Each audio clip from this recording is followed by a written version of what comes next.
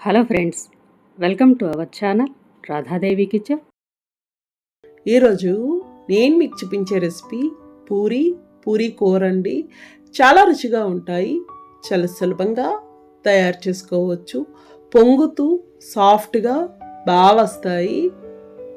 పూరీకి కావలసిన పదార్థాలు: గోధుమ పిండి 2 కప్పులు తీసుకున్నానండి. ఇందులో కొద్దిగా పంచదార వేసుకోవాలి. పంచదార వేయడం వల్ల పూరి బాగా పొంగుతుంది, అలాగే రుచి కూడా బాగుంటుంది. తగినంత ఉప్పు, 2 స్పూన్ల నూనె వేసి కలుపుకోవాలి. ఇలా బాగా కలుపుకున్నాక తగినన్ని నీళ్లు పోసి పిండి సాఫ్ట్గా కలుపుకోవాలి. గట్టిగా కలుపుకోకూడదండి, పూరీలు కూడా పొంగవు, గట్టిగా వచ్చేస్తాయి. సాఫ్ట్గా కలుపుకుంటే బాగా పొంగుతాయి, మెత్తగా ఉంటాయి. ఈ విధంగా ఉండాలి. ఇలా ఉంటే సరిపోతుంది. ఇప్పుడు మూత పెట్టేసి 15 నిమిషాల పాటు నానబెట్టుకోవాలి. ఇది నానే లోపల కూర చూద్దాము. స్టవ్ ఆన్ చేసి పాన్ పెట్టి నూనె వేసుకోవాలి. నూనె వేడయ్యాక 1 స్పూన్ శనగపప్పు, 1 స్పూన్ మినపప్పు, 1/2 స్పూన్ జీలకర్ర, 1/2 స్పూన్ ఆవాలు వేసి ఫ్రై చేసుకోవాలి. ఈ కూర పెద్ద టైం పట్టదండి, చాలా త్వరగా అయిపోతుంది.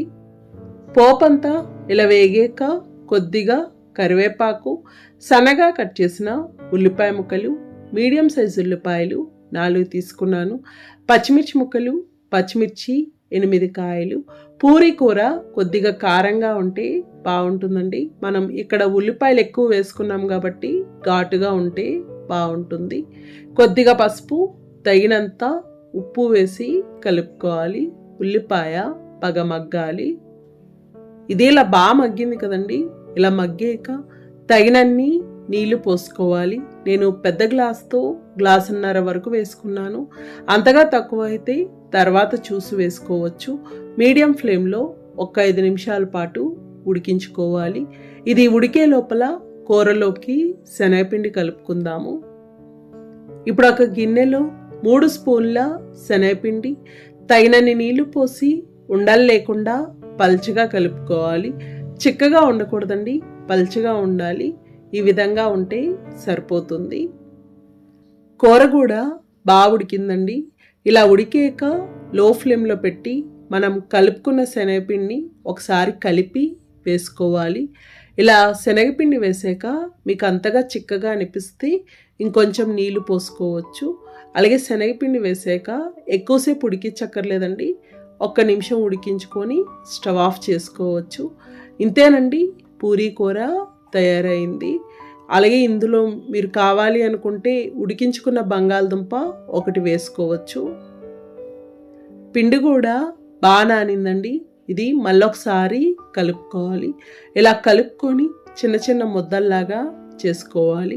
అలాగే కరెక్ట్గా 15 నిమిషాలే నానాలి అలా ఏముండదండి. ఆ పైన ఎంతసేపు నానినా పర్వాలేదు, ఈ లోపల అయితే ఉండకూడదు. ఇలా చిన్న ముద్దల్లా చేసుకొని పొడిపిండి అద్దుకొని పూరి ఒత్తుకోవాలి.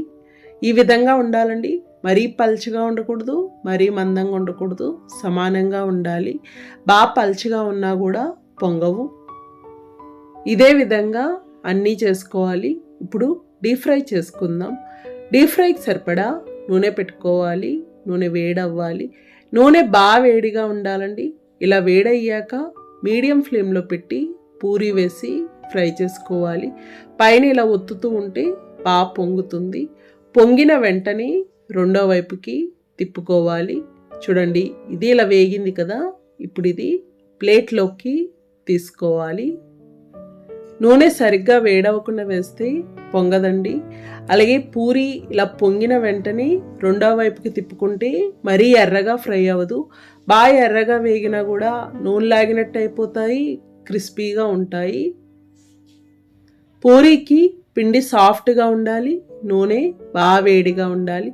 పిండి అలా కలుపుకుంటే మీకు మొదటి పూరి నుంచి చివరి వరకు అన్ని పూరీలు పొంగుతాయండి, బాగా వస్తాయి. ఇంతేనండి, పూరీ తయారైంది. చూసారు కదా ఫ్రెండ్స్, చాలా సులభంగా తయారు చేసుకున్నాం. నచ్చిందండి వీడియో. మీకు నచ్చితే లైక్ చేయండి, షేర్ చేయండి, కామెంట్ చేయండి. Thank you for watching.